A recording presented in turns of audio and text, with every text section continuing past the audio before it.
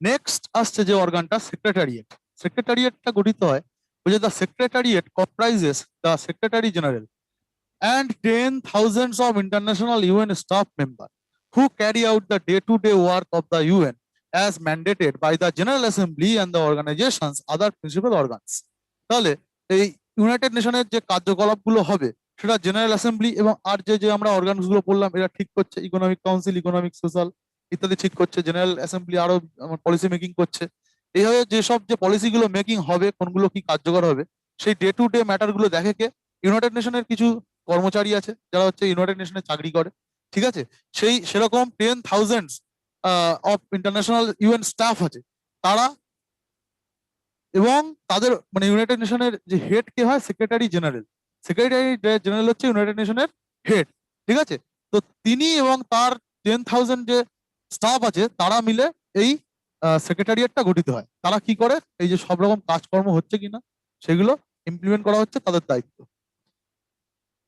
The Secretary General is chief administrative officer of the organization. এই যে United নেশনের chief administrative অফিসারকে the Secretary General, appointed by the General Assembly. এটাও কিন্তু General Assembly appoint করছে on the recommendation of the Security Council for 5 year renewable term. তাহলে কে recommend করে? যে সিকিউরিটি কাউন্সিল, যেখানে 15টা মেম্বার ছিল, 5টা পার্মানেন্ট আর 10টা নন পার্মানেন্ট। তার মধ্যে গুরুত্ব কার বেশি? যারা পার্মানেন্ট তাদের, কারণ তাদের কি ছিল? ভেটো পাওয়ার ছিল।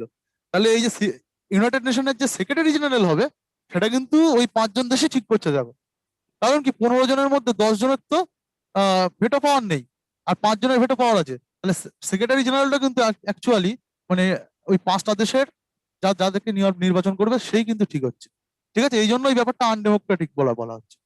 তাহলে এই যে সেক্রেটারি জেনারেল রেকমেন্ড করে কে? সিকিউরিটি কাউন্সিল, এবং সেটা নির্বাচিত হয় কোথায়? জেনারেল অ্যাসেম্বলিতে। এটা নির্বাচন করে দেয় যে কে হবে, এবং ভোটটা হচ্ছে জেনারেল অ্যাসেম্বলিতে যখন অন্যান্য দেশ এসে ভোট দিচ্ছে, ঠিক আছে? তাহলে এইভাবে হয়, এবং সে কিন্তু 5 ইয়ারের জন্য হয়। যে সেক্রেটারি জেনারেল হয় সে 5 বছর টার্মের জন্য হয়, এবং রিনিউয়েবল মানে সে আবারও হতে পারে, পরপর যতবার খুশি হতে পারে। যেমন আমেরিকার প্রেসিডেন্ট কতবার হতে পারে? একজন ব্যক্তি আমেরিকার প্রেসিডেন্ট কতবার হতে পারে?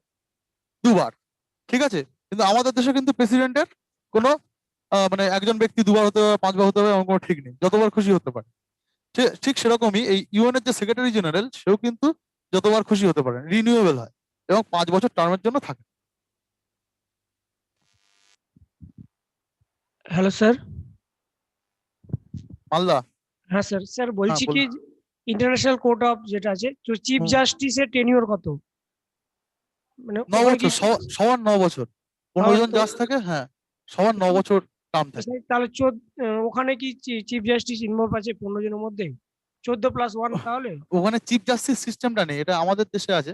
ওখানে যা জাজমেন্ট হয় ওই 15 জন মিলেই নেয়, এবং 15 জনের মধ্যে যেদিকে সংখ্যাগরিষ্ঠ, মানে 15 জনের মধ্যে 8 জন হচ্ছে সংখ্যাগরিষ্ঠ, সেই ডিসিশনটাই নেওয়া হবে। যেদিকে 8 জন আছে সেই ডিসিশনটাই নেওয়া হবে, ঠিক আছে? Okay sir. মানে আমাদের দেশে চিফ জাস্টিস থাকলেও আমাদের দেশেও কিন্তু ওইভাবেই নেওয়া হয় কোনো ডিসিশন। মানে চিফ জাস্টিসই যে যা বলবেন সেটা হবে তেমন নয়। কোনো একটা ডিসিশনে দেখবে যে জাজদের একটা বেঞ্চ তৈরি হয়, 5জন জাজের বা 3জন জাজের, এরকম 7জন জাজের বেঞ্চ তৈরি হয় এরকম, ঠিক আছে? তো এই যে বেঞ্চ থেকে যেদিকে সংখ্যাগরিষ্ঠ সেদিকেই ডিসিশনটা যায়।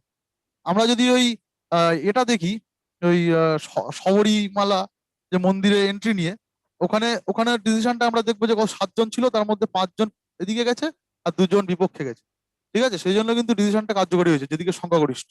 এখানে চিফ জাস্টিস যে সব ডিসিশন নেয় তা নয়, মানে সব জায়গাতেই এই বেঞ্চ অফ জাজ হয়, তার মধ্যে যেদিকে সংখ্যাগরিষ্ঠ হয় সেদিকে যায় ডিসিশনটা।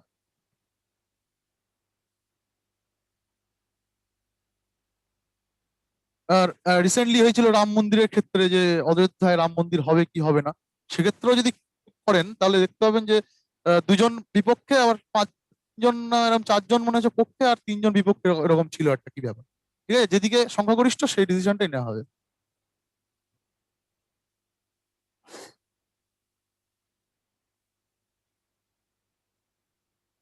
নেক্সট আমরা দেখবো ইউনাইটেড নেশনস কিছু স্পেশালাইজড এজেন্সিস এবং প্রোগ্রামস আছে। ইউনাইটেড নেশনের কিছু স্পেশালাইজ এজেন্সি থাকে এবং প্রোগ্রাম থাকে, সেগুলো নিয়ে আমরা দেখবো এবং এর মধ্যে কোনগুলো আমাদের মুখস্থ রাখতে হবে সেগুলো আলোচনা করব।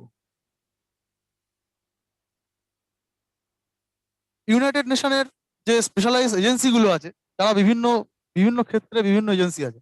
কোনো দেশের ফুড সাপ্লাই ইনশিওর করার জন্য আছে কি ফুড অ্যান্ড এগ্রিকালচার অর্গানাইজেশন, ঠিক আছে? এদের কি আসে, কোথায় হেড অফিস?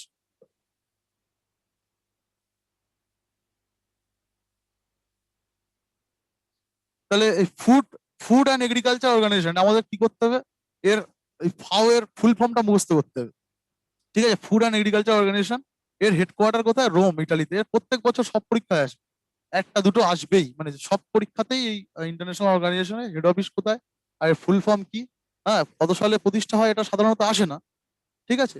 মূলত এই দুটো মাথায় রাখতে হবে, এর হচ্ছে অ্যাক্রোনিম, ফুল ফর্মটা, আর হচ্ছে এর ইয়ে কোথায় হেডকোয়ার্টার অবস্থিত। তাহলে ফাও, ফাও এর কোথায়? ইটালি, রোমে। ইন্টারন্যাশনাল টেলিকমিউনিকেশন ইউনিয়ন, আইটিইউ, এই ফাওটাও এগুলো অনেকবার এসছে, এখন কিন্তু এইগুলো দেওয়ার টেন্ডেন্সি বেশি, সেই জন্য সবই করতে হবে। ইন্টারন্যাশনাল টেলিকমিউনিকেশন ইউনিয়ন, আইটিইউ, এটা হচ্ছে জেনেভায়। আমরা যদি খেয়াল করি জেনেভাই বেশি হবে। International Fund for Agricultural Development, IFAD, এ হচ্ছে রোম, ইটালিতে অবস্থিত। ইন্টারন্যাশনাল লেবার অর্গানাইজেশন, এটা ভেরি ভেরি ইম্পর্টেন্ট, অনেকবার এসছে। ইন্টারন্যাশনাল লেবার অর্গানাইজেশন কোথায় অবস্থিত? জেনেভায় অবস্থিত, সুইজারল্যান্ড। এবার যেগুলো খুব নাম শোনা, যেমন হচ্ছে International Labour Organization, ILO, FAO, এগুলোর কি করবো, এগুলোর আমরা ফাউন্ডিং ইয়ার গুলো করে রাখবো, যেগুলো খুব নাম শোনা, ঠিক আছে? যেগুলো খুব একটা নাম শোনা না, সেগুলোর ফুল ফর্ম আর কোথায় হেডকোয়ার্টার সেটা মুখস্থ রাখবো, ঠিক আছে? তাহলে আইএলওর কোথায়? আইএলও জেনেভা, সুইজারল্যান্ডে, এবং 1946 সালে তৈরি হয়। International Maritime Organization, IMO, IMO কোথায়? লন্ডনে, ইউনাইটেড কিংডমে। আইএমএফ, এটা তো অনেকবার এসছে, আমরা ইকোনমি যখন পড়বো, ইকোনমিক ক্লাসে আইএমএফ এর কিভাবে আইএমএফ কাজ করে, আইএমএফ এর কি কাজ, এই আইএমএফ টাকা কোত্থেকে পায়, ইন্ডিয়ার সাথে আইএমএফ এর কেমন সম্পর্ক, সেগুলো ইকোনমিতে আমরা আলোচনা করব। তো আইএমএফ কোথায়? আইএমএফ এর হেডকোয়ার্টার কোথায়? ওয়াশিংটন, ঠিক আছে? ইউনাইটেড স্টেটের ওয়াশিংটনে, 1945 সালে তৈরি হয়, এটাও ভেরি ভেরি ইম্পর্টেন্ট।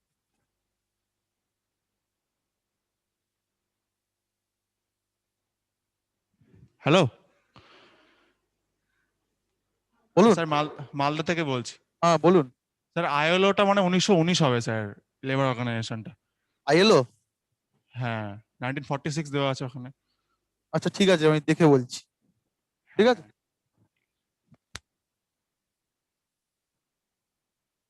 আচ্ছা, এবার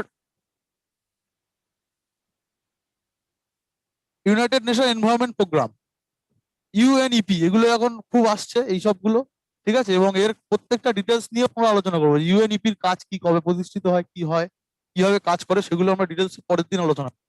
United Nation Environment Programme, UNEP, এটা ইউনাইটেড নেশনের একটা প্রোগ্রাম।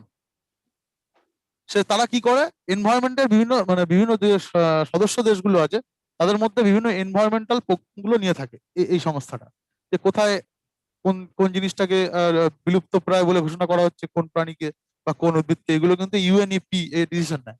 এবং এর হেডকোয়ার্টার হচ্ছে কেনিয়ার নাইরোবিতে, ঠিক আছে? এবং 1972 সালে, কত সালে ফাউন্ড হয় এটা জানার দরকার নেই, নাইরোবিতে অবস্থিত, এবং ফুল ফর্মটা মাথায় রাখতে হবে, ইউনাইটেড নেশন এনভায়রনমেন্ট প্রোগ্রাম। এবার ইউনাইটেড চিলড্রেন ফান্ড, ইউনিসেফ, এটা অনেকবার পরীক্ষায় এসছে, এর হেডকোয়ার্টার হচ্ছে নিউ ইয়র্ক, ইউএসএ নিউ ইয়র্কে। ইউনাইটেড নেশন পপুলেশন ফান্ড, ফুল ফর্মটা মনে রাখলেই হবে, নিউ ইয়র্কে অবস্থিত। তাহলে United nation children's fund, United nation population fund, এই দুটো নাম প্রায় একই রকম এবং দুটোর হেডকোয়ার্টার একই জায়গায়, এইভাবে মাথায় রাখতে হবে। United Nations High Commissioner for Refugees, এটা আমাদের ডব্লিউবি, মানে আমাদের ওয়েস্ট বেঙ্গল পিএসসির খুব একটা পছন্দের একটা ফুল ফর্ম জিজ্ঞেস করে, এটা abbreviation, United Nation High Commissioner for Refugees. এই যে বিভিন্ন দেশের মধ্যে যখন যুদ্ধ বাজছে, তখন যে কোন এক দেশ থেকে আরেক দেশে অনেক লোক মানে পরিযায়ী হয়ে যায়, রিফিউজি হয়ে। ওই আমরা যখন ওই ইয়েতে দেখেছিলাম, মায়ানমারে হচ্ছিল, মায়ানমারে কি হচ্ছিল, সে রোহিঙ্গাদের উপরে অত্যাচার হচ্ছিল, রোহিঙ্গারা আমাদের দেশে চলে আসছিল, তাহলে ওরা তখন ছিল আমাদের দেশে রিফিউজি। এবং সে তাদের নিয়ে বিভিন্ন যে তাদের তাদের জন্য কোনো রকম মানে পুনর্বাসনের ব্যবস্থা করা, খাদ্যদ্রব্য প্রদান করা বা বেসিক নিডস গুলো দেওয়া, ইত্যাদি বিষয় কিন্তু এই যে সংস্থাটা United Nation High Commissioner for Refugees, এই সংস্থাটা কাজ করে, ঠিক আছে? ইউএনএইচসিআর। এবং এই সংস্থাটা মোস্ট প্রবাবলি 2 বছর না 3 বছর আগে বোধহয় নোবেলও পেয়েছিল। ঠিক আছে, তো এটা একটু দেখে নেবে। এটা জেনেভা সুইজারল্যান্ডে অবস্থিত। United nation office on drugs and crime, এটা ভিয়েনা, অস্ট্রেলিয়ার ভিয়েনায় অবস্থিত। United nation inter regional crime and justice research institute, এটা হচ্ছে তুরিন, ইটালির তুরিনে অবস্থিত। এইগুলো এই নামটা দেখতে পাচ্ছি যে আনকমন, সেক্ষেত্রে কিন্তু এগুলো দেওয়ার চান্স আছে। যে ইউএনআইসিআরআই বিভিন্ন মেন্স পরীক্ষাগুলোতে, প্রিলিমস পরীক্ষাগুলোতে সাধারণত দেবে না, মেন্স পরীক্ষাগুলোতে এটা এটা আসতে পারে। যে ইউএনআইসিআরআই এর ফুল ফর্ম কি বা এটার হেডকোয়ার্টার কোথায় অবস্থিত, এগুলো কিন্তু মেন্স পরীক্ষার জন্য ইম্পর্টেন্ট, যেগুলো একটু মানে নাশ।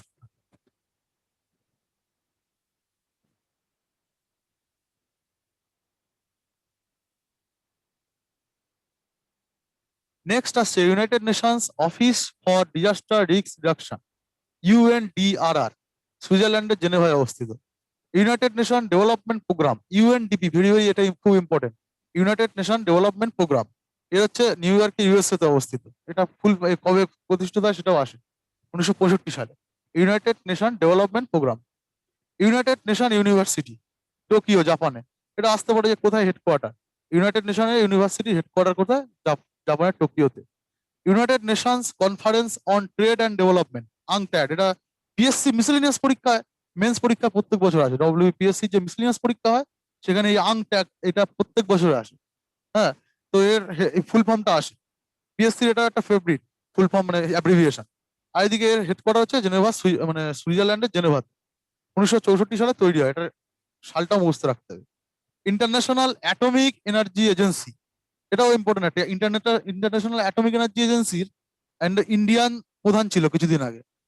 কিছুদিন আগে যে ইন্টারন্যাশনাল অ্যাটমিক এজেন্সি ছিল, এর প্রধান ছিল ইন্ডিয়ান একজন, মনে আছে নাম? ইভেন তিনি বাঙালিও, কৌশিক বসু বোধহয়। ঠিক আছে, তো ইন্টারন্যাশনাল অ্যাটমিক এজেন্সি, এটা ফুল ফর্মটা মনে রাখতে হবে। এটা অস্ট্রিয়ার ভিয়েনাতে অবস্থিত।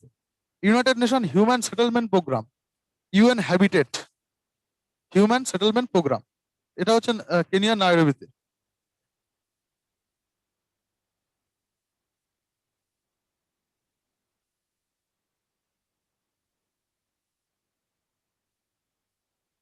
Joint United Nations Programme on HIV and AIDS, HIV এইডসটাকে দূরীকরণের জন্য, বা এই যে এইচআইভি এইডস রোগীদের প্রতি যে বিভিন্ন রকম মানুষের যে অত্যাচার হয় বা মানুষ দূরে সরিয়ে রাখে এদেরকে, এই যে এইসব যাতে না হয় সেই জন্য Joint United Nation Programme on HIV AIDS বলে একটা সংস্থা আছে। এটারও জেনেভা, সুইজারল্যান্ডের জেনেভাতে অবস্থিত।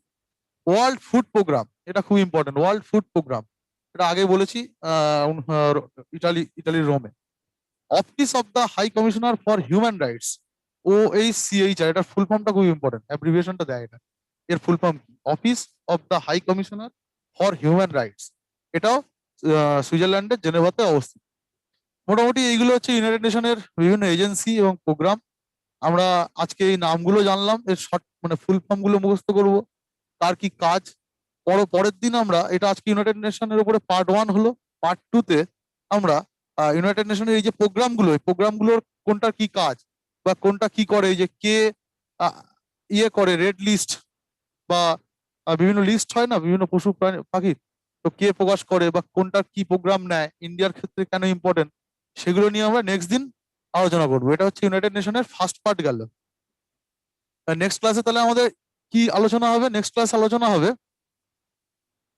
ইউএন কনভেনশন, ইউএন এর বিভিন্ন যে কনভেনশন গুলো আছে সেগুলো নিয়ে। কিয়োটো প্রোটোকল, এগুলো পরীক্ষা আসে সব, এনভায়রনমেন্টের মানে এনভায়রনমেন্টের পারপাসে আসে। এটা যে কিয়োটো প্রোটোকল কবে হয়, মানে কিসের উপরে ছিল, ঠিক আছে, কাটাগানা প্রোটোকল, এবং অনেক কিছু প্রোটোকল আছে। তো সেগুলো আমরা ইউএন এর সেই কনভেনশন গুলো দেখবো নেক্সট ক্লাসে ডিটেলসে। এবং ইউএন আর ইন্ডিয়া, ইন্ডিয়া এবং ইউএন এর মধ্যে যে যে যে যে ঘটনা ঘটেছে বা কে আছে ইন্ডিয়ার, কবে কে ছিল ইউএন এর, কোন পোস্টে ছিল, ইন্ডিয়ার উপরে ইউএন এর কি প্রভাব আছে বা ইন্ডিয়া ইউএন এর উপরে কি প্রভাব রাখছে, সেগুলো নিয়ে নেক্সট ক্লাসে ইউএন এর উপরে যে সেকেন্ড ক্লাসটা হবে সেটাতে আমরা ডিটেলসে আলোচনা করব।